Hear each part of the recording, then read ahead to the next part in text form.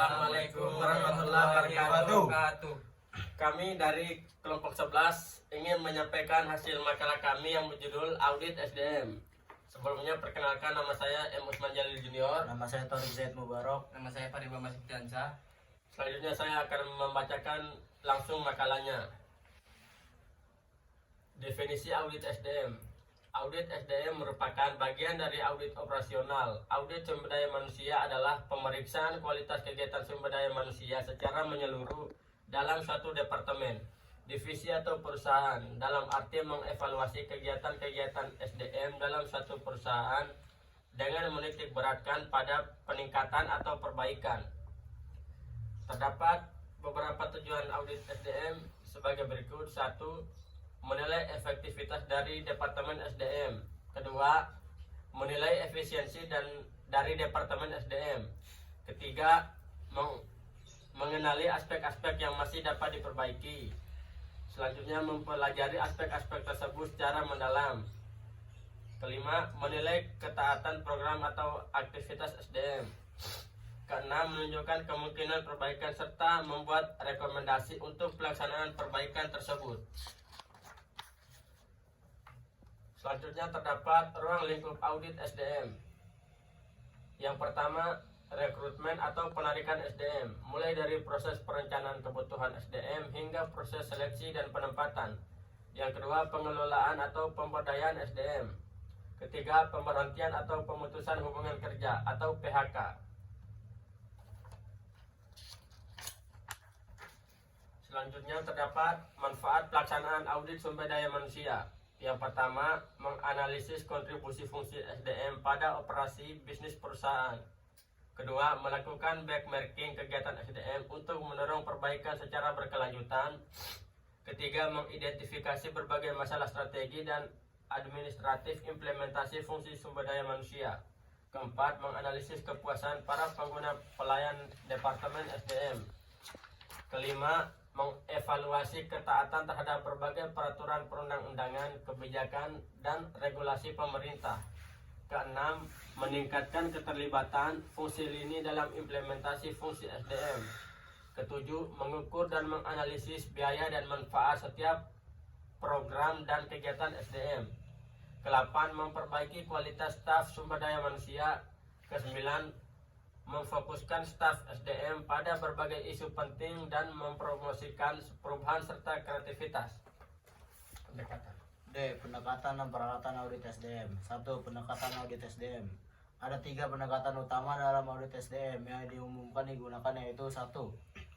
Menentukan ketaatan pada hukum dan berbagai peraturan yang berlaku. Audit menekankan penilaian bagaimana perusahaan menetapkan berbagai aturan dan kebijakan secara internal berlaku di perusahaan.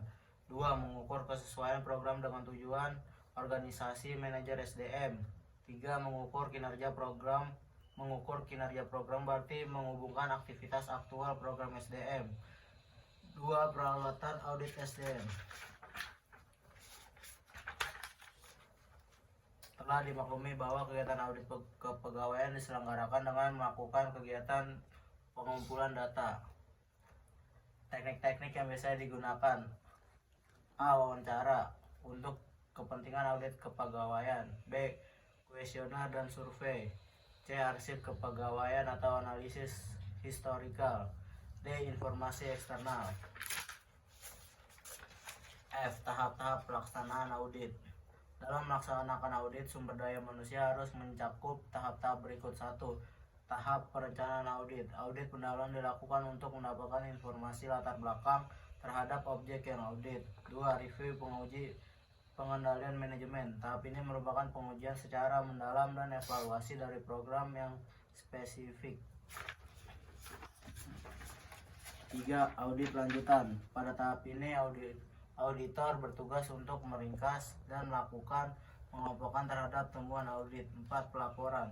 Setelah melalui tahap audit lanjutan, auditor bertanggung jawab untuk menyampaikan hasil-hasil pemeriksaannya kepada manajemen atau pihak lain. 5. Tahap tindak lanjut audit. Pada tahap ini auditor harus melakukan tindak lanjut audit untuk memastikan bahwa tindakan-tindakan perbaikan yang memadai telah dilakukan sesuai laporan hasil temuan audit.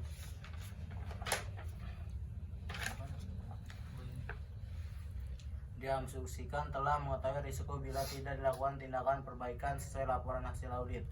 Secara lebih spesifik, tujuan dari tindak lanjut audit adalah satu, membantu pihak eksekutif. 2, mendorong pembelajaran dan pengembangan audit. 3, menjadwalkan tindak lanjut.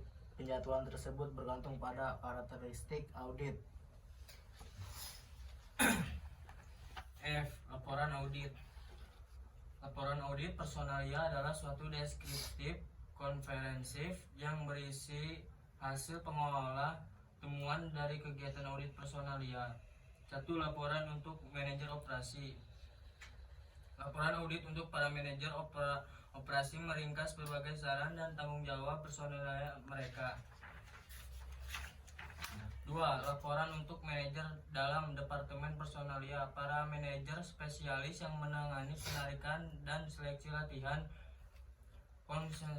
kompensasi, dan kegiatan-kegiatan personalia lainnya juga memerlukan umpan balik. 3. Laporan untuk manajer personalia. Laporan untuk manajer personalia berisi semua informasi yang diberikan kepada manajer lini dan manajer spesiasi dalam departemen personalia.